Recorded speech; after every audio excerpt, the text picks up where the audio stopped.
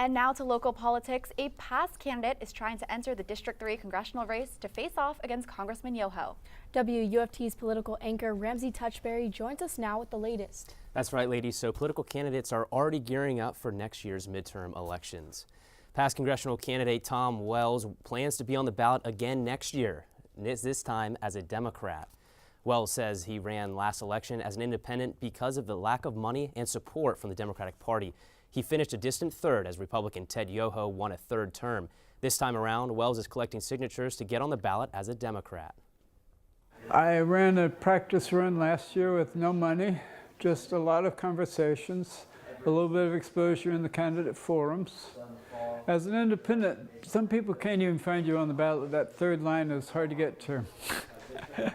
Like Yoho, Wells has now filed his preliminary paperwork for Congressional District 3. So far, Wells has collected about half of the required 4,800 signatures. Tens of thousands of Haitians currently in Florida could be forced to leave or end up living in the shadows.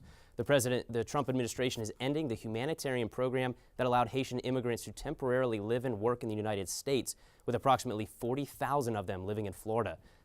Temporary Protected Status, or TPS, was granted for Haitians in 2010 after a powerful earthquake killed hundreds of thousands in the island nation. With TPS ending, those Haitians will have until July 2019 to leave the country or risk being deported.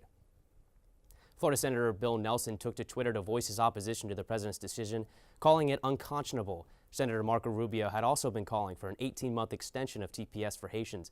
They both had signed a letter along with 8 other members of Florida's congressional delegation urging Homeland Security to extend the program.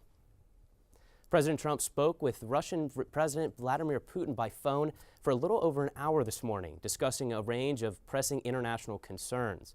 The phone call comes a day after Putin met with Syrian President Bashar al-Assad. Trump and Putin discussed the situation in Syria as well as terrorism more broadly. They also discussed the state of affairs in Afghanistan, Ukraine, and North Korea. The White House is expected to release a full readout of the call. The White House is getting ready for the holidays, from the arrival of the White House Christmas tree to the traditional turkey pardoning. Karen Kafa has this report with all the festive details.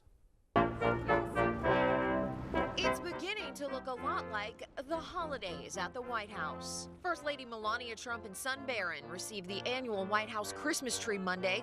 The greater than 19-foot Wisconsin-grown fir tree was delivered by a horse-drawn carriage and will be displayed in the White House Blue Room as part of this year's Christmas decorations.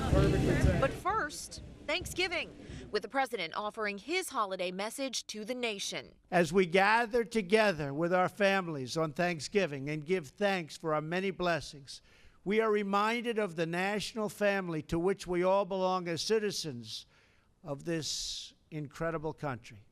And officiating over the traditional National Thanksgiving turkey pardoning ceremony. Today, in the spirit of Thanksgiving, I will grant a presidential pardon to a turkey.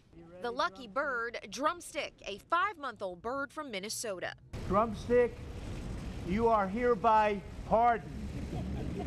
According to the White House, Drumstick likes classic rock and weighs in at 47 pounds.